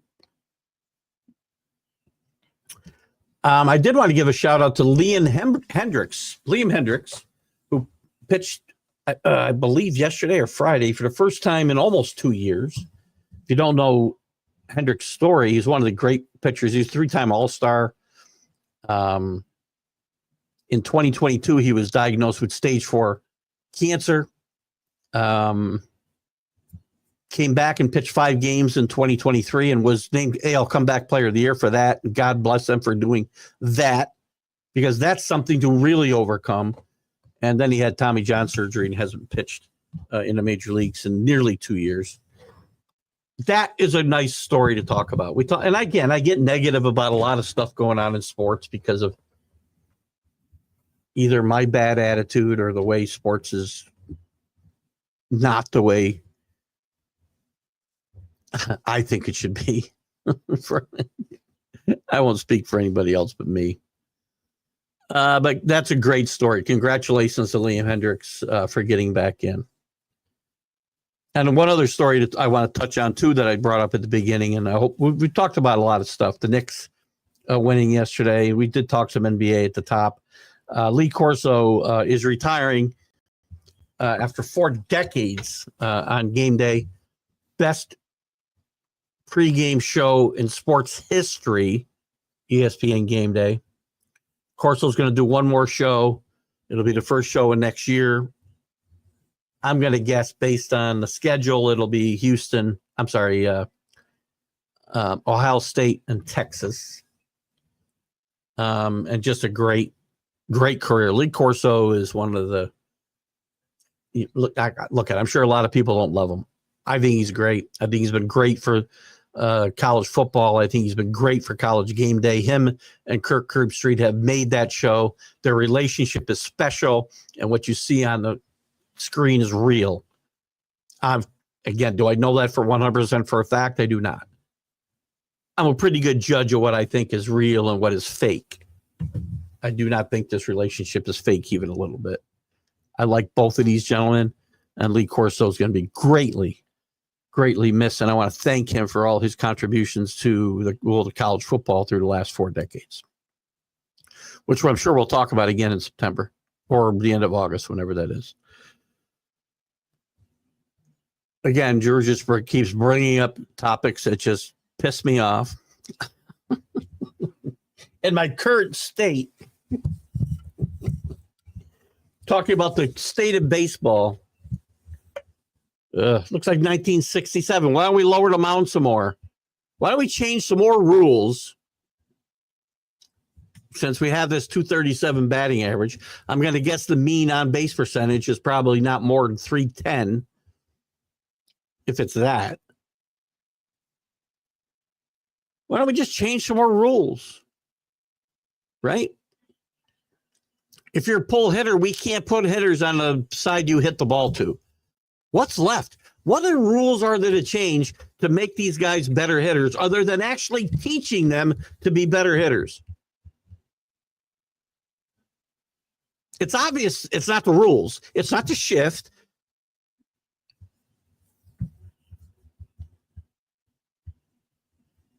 You hitters have been given every advantage of every rule change virtually since 1968. And you're hitting worse than you did in 1967 when they lowered the mound. I'm sorry, 69, I guess. What was he? 68, I guess, was the year of the pitcher. Gibson had a 1.12 ERA. I think they lowered him out at 69. So anyway, since 1968. And you still can't hit. When are we going to stop and sit back and go, wait a minute? I just thought of something. Maybe it's not the shift. Maybe we aren't teaching these guys how to hit right. Go to Facebook and look at some of the nonsensical things. Jeff Fry, former MLB player with the Rangers and the Red Sox and maybe the Blue Jays. We'll get Jeff on the show one day. We've been working on it. He's got his own podcast too. Look at some of the ridiculous videos he put up of all these guys who are getting paid lots of money from young people, families, parents, to have their kids get hitting instruction. It's ridiculous what you look at. See the ball, hit the ball. Put the ball in play.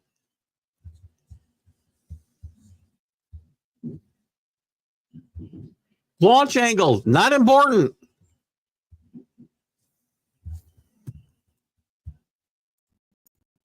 My God. Yeah, well, skyrocketing is one thing, John. Going into the top 10 from, third round would be unheard of. He's not getting drafted in the top 10. I like the kid a lot. Don't get me wrong. If I was looking for a quarterback, Jackson Dart might be my first pick of these guys. Although he needs a lot of work. He's not ready to play. There isn't a single guy in this draft who can come out and play and be successful this year. Not one.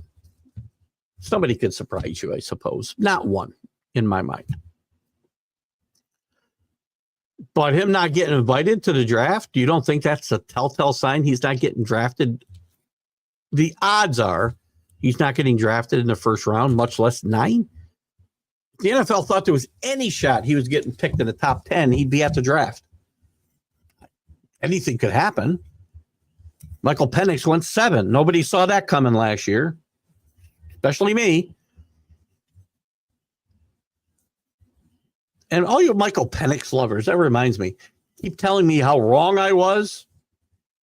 Well, Michael Penix has played like 10 minutes in the league. He's been in the league 10 minutes. What did he play? 4 games?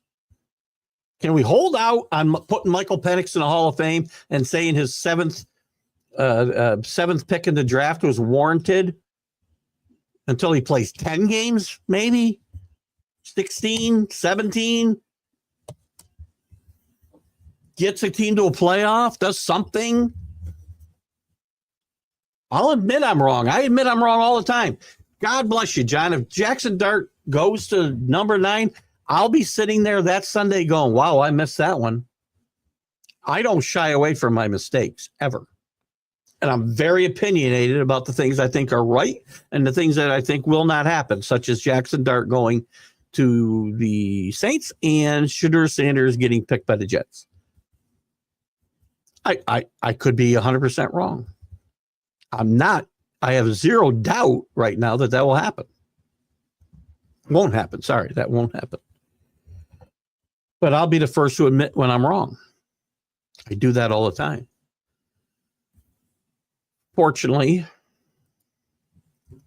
I used to be right a lot more. Well, that's why they're won 70% of their games. By the way, what are some of the uniforms these guys are wearing? The Braves are wearing uniforms look like they're playing in 1972. And usually I like throwback uniforms. These aren't good uniforms. The Padres, I'm sorry, not the Padres. They've always got crappy uniforms. What are the Rays wearing? It's all marketing. We want to sell more stuff.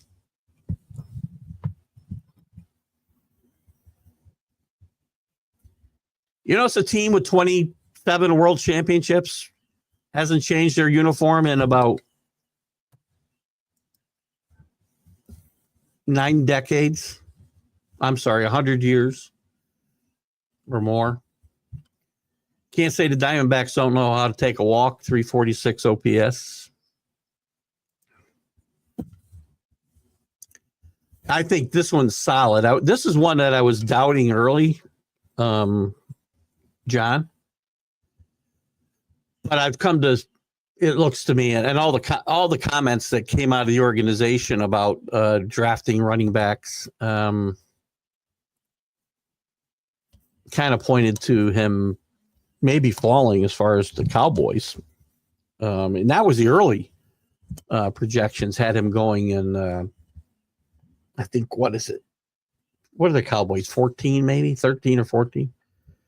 Oh, I got it right here. What am I talking about? What am I talking about? I got it right here in front of me. Cowboys at 12. A lot of people had him. But now the Raiders seem locked into him at 6.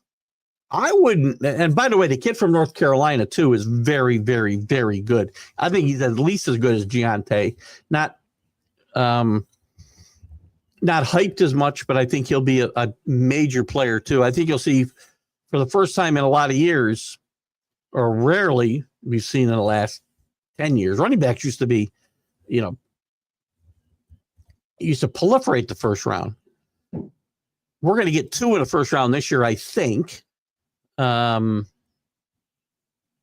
that's going to be kind of an aberration. So, but I am kind of sold on Giante now getting to the Raiders. And it'd be smart. Hello, Michael Gott over in the UK. How are you today? Thank you for the Zach Wilson update there. Couldn't think. I've already forgotten his name now with the Dolphins. But I give you, there's 100 guys I can tell you that are drafted in the first round that never made it. Even in the 86 draft, remember 83 draft. Heralded as a great, great draft. How many of those guys made it? A bunch of them did. Kelly did. Elway did. 19. Hold on. This is a good example, I think. Quarterback draft. Let's just look at the quarterbacks picked. Now, yeah, we had 3 great ones. I'm going to look at the whole draft. John Elway, easy. Todd Blackledge picked 7th, by the way. Todd Blackledge picked 7th, where you want to pick Shedeur Sanders. Didn't make it. Jim Kelly did okay. Jim Kelly did great. Ken O'Brien. Decent NFL quarterback. He never won anything. Jim Jeffcoat, by the way, good friend of the show, went in the 23rd in that round, in that draft. Dan Marino did fine. I thought we had more. How come? Here we go. Let me see. Can I sort this? There we go. Who's the quarterbacks? Going to be at the bottom of the list now, right? Quarterbacks. Thought there were more in the first round. Yeah. Okay. Here we go. Tony Eason went 15. No. So even in the greatest quarterback draft ever, there was 50% hit rate. 1, 2, 3. I'm sorry, I'm counting O'Brien.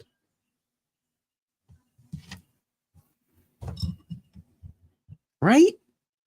You had 3 guys make it to the Hall of Fame. 3 guys didn't have much of a career at all. Ken O'Brien, I'll give a pass to. A little. That would be a good pick for the Giants. Now you're starting to make some sense, John.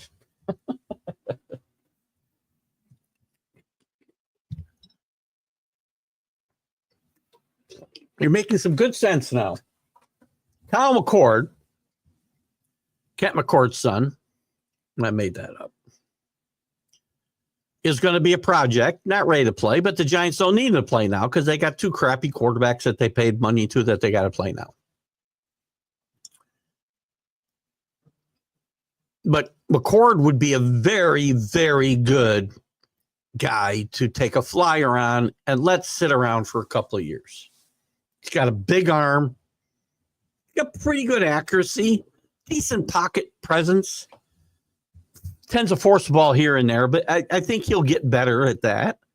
You can teach guys to be smarter in the pocket, read defenses better. Some guys. I think the Giants would be very wise to take McCord in the 3rd round. Assuming he's there. Not one of these guys. Cam Ward would have been drafted after all the guys last year. Shedeur Sanders, and if you go by PFF, by the way, if you just go by pure, again, this doesn't take into effect need, team need, or team anything. But if you look at the quarterbacks, and I have lived and died by PFF as far as overall rankings of players. It has nothing to do with where they'll be drafted. It's just their overall rank as players in this draft. Cam Ward is 21. Shedeur Sanders is 45. Then you go to Milrow at 100, Will Howard at 125. Riley Leonard, I don't know. Riley Leonard, they've got above Jackson Dart, and this is one place we kind of go off. I've got Dart. I would have Dart second on this list. And they only rank, they got Schlock. I don't know how you get shock or schlock out of this. 134. Dylan Gabriel, 156. Quinn Ewers, 158. They got Kyle McCord down at 171, just ahead of Kyle Rourke. So I disagree a little bit here with PFF this year on 2 guys, McCord and Jackson Dart. Michael watched the NHL playoff bracket prediction recently here on YT. The prediction came out with Winnipeg and Tampa Bay in the final, with Winnipeg taking the Stanley Cup. That'd be the first time a Canadian team won in almost 35 years. We'll have Jim Beringer on Friday morning on the 101 show to talk some NHL. Peter Laviolette being fired by the Rangers, the early start to the playoffs here, Stanley Cup playoffs. Winnipeg won last night against the Blues. I actually picked the Blues to upset the Wings here in round 1.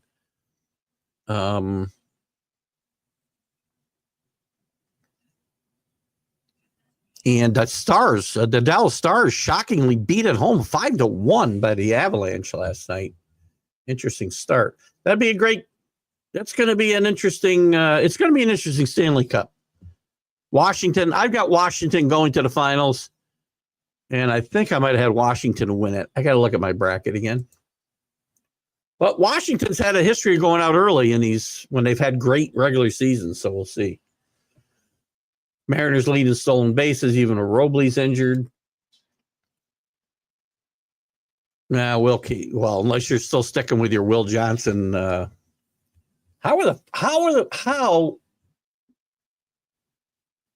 I'm back to disagreeing with John.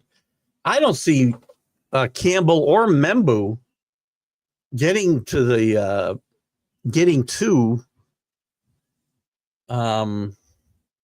49ers. I don't see it happening.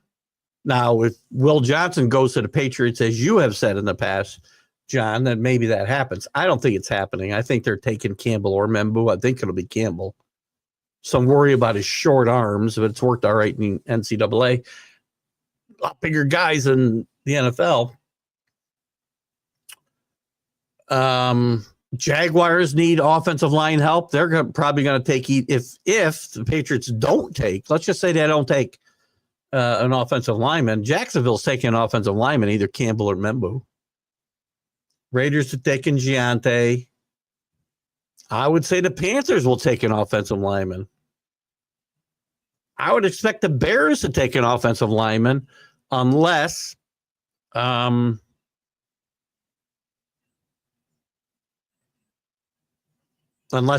falls to the Bears, which I don't think he will. So here's the thing. Again, I do think you're wrong with the Sanders pick to the Jets. So I think Membo and Campbell are going 4 and 7. So we'll see. That's why it's fun, right? Mets ERA a mere 2.27. Well, again, look at the batting averages and such.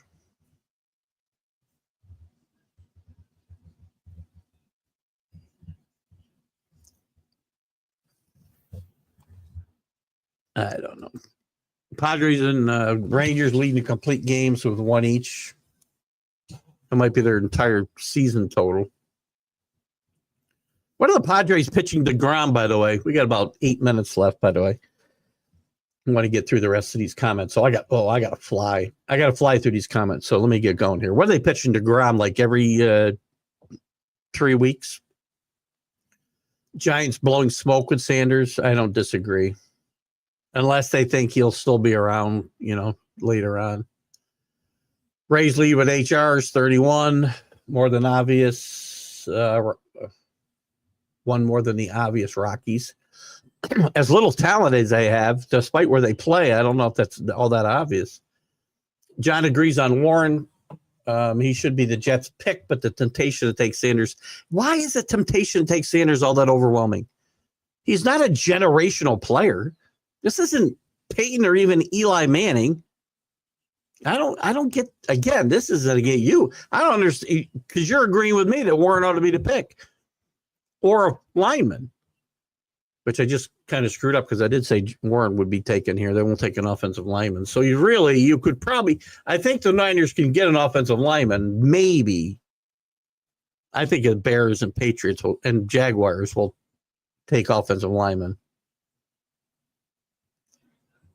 I don't know why should the temptation be overwhelming?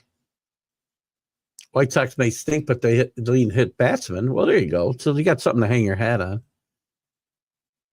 I agree.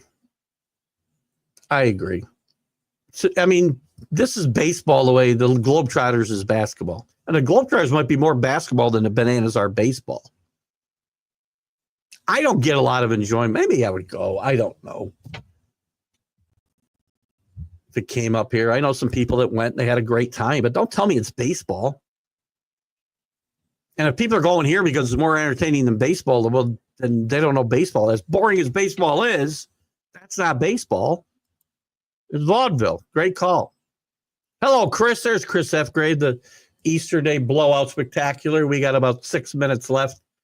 Happy Easter to ML Bolts, 72. Good to have you with us. Chargers fan. Where are you guys going in the first round? If you can get it up quick. I'm always a little off. It's still a great freaking number. This one's a good one, too. 475 homers. What you didn't include was, I think, his extra base hits are like double or something. Maybe I'm wrong there.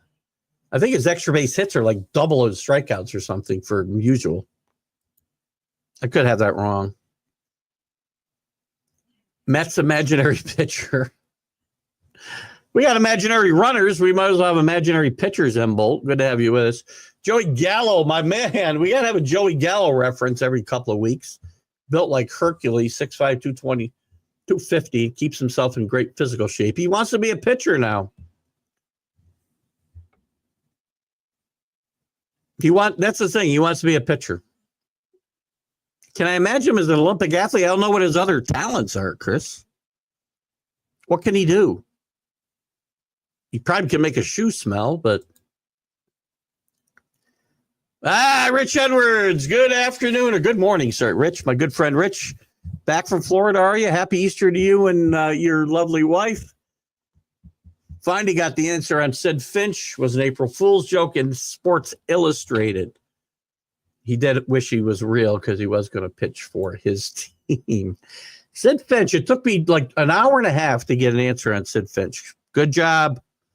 Cash Mayfield is Padres' number 3 prospect. Not MLB ranked yet, only 20 years old. Everybody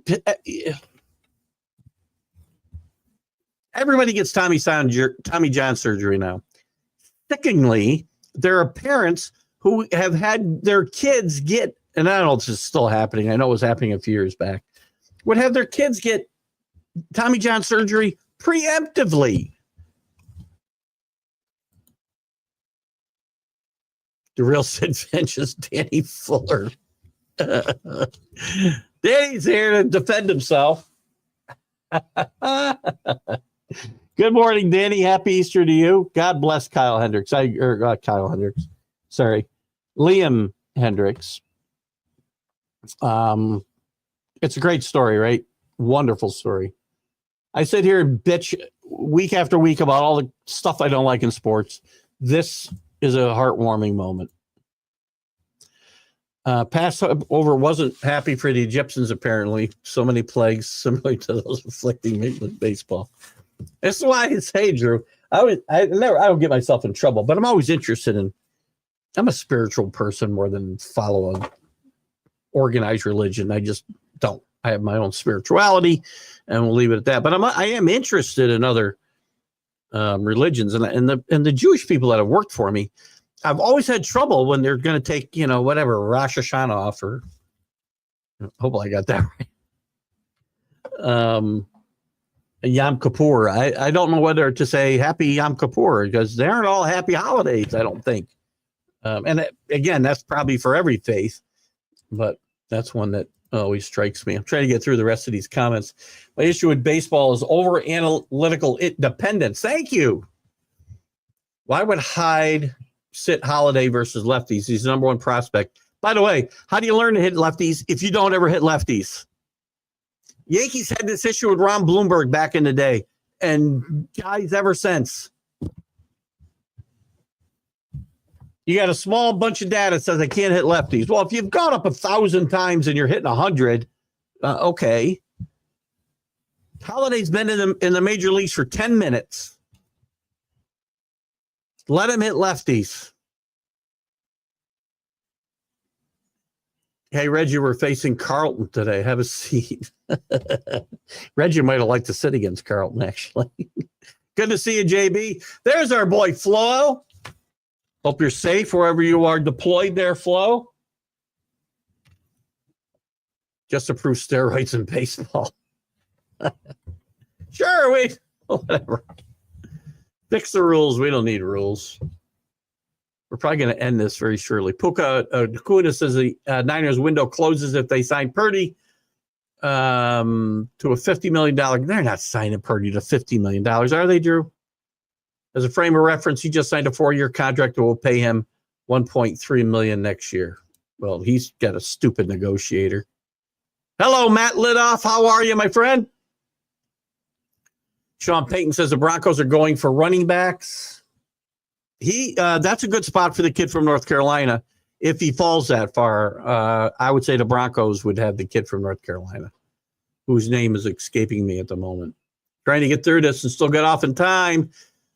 Rangers unis on Rangers too. That was another one. Thank you, Danny. I'm seeing awful uniforms all over Major League Baseball. CA, blessed Sunday. Sorry about your stars last night. Sid Finch was an imaginary player on the Mets. Yes, he was. April Fool's joke on. Yeah, that's right too. That's what Bolt had said. Imaginary pitcher Sid Finch. I think it was George Plimpton, wasn't it, that wrote that? I could see Dart going in the first round. I'm not convinced he will, but I think there's a good chance. I still think he goes to the Rams, back to the first round.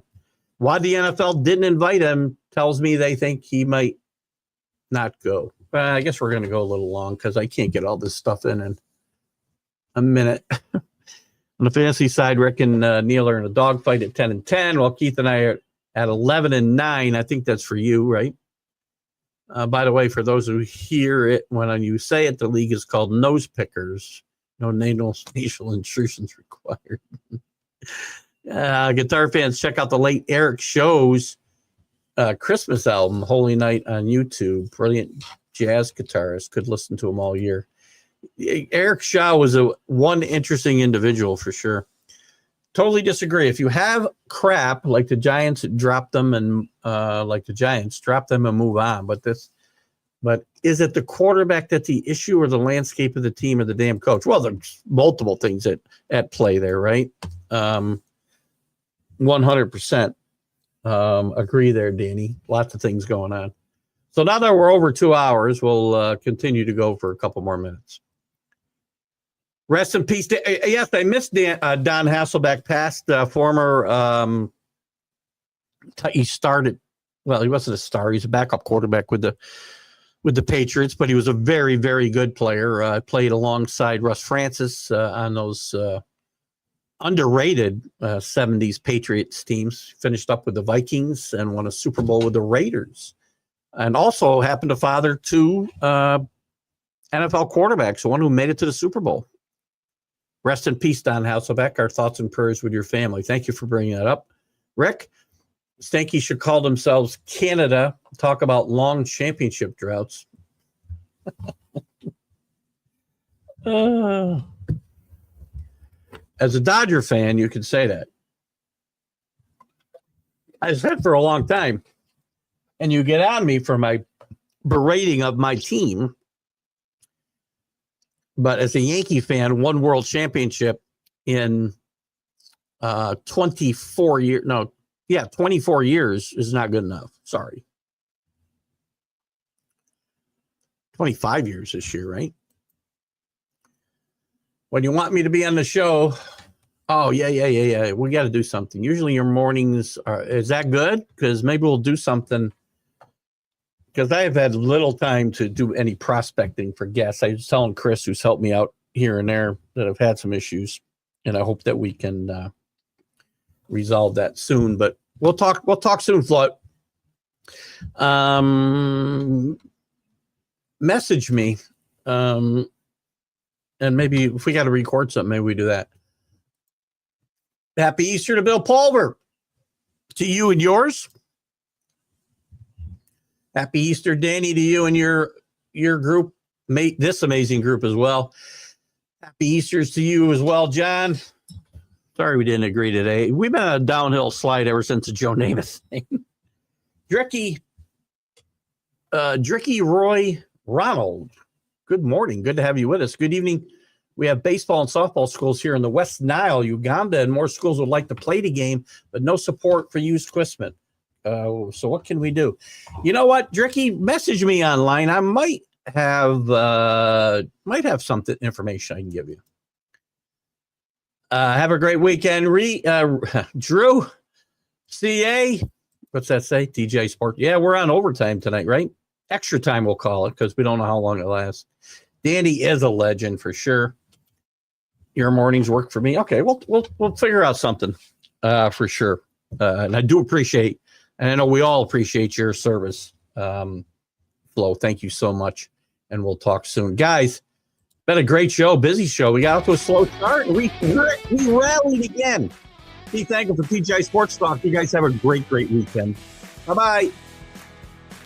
Football season is here, and SeatGeek is my go-to for buying tickets. Now with SeatGeek, every single ticket is backed with their buyer guarantee. We've all had plans change, and when you can't make it to the big game, SeatGeek has you covered. They're the only ticketer that allows you to return your tickets ahead of the event for credit with SeatGeek swaps. So when things come up, I know that my tickets won't go to waste. So what are you waiting for? Download the SeatGeek app to maximize your possibilities and shop live events with confidence. You're listening to Keith Engle, the host of TGI Sports Talk on the National Streaming Sports Roku channel.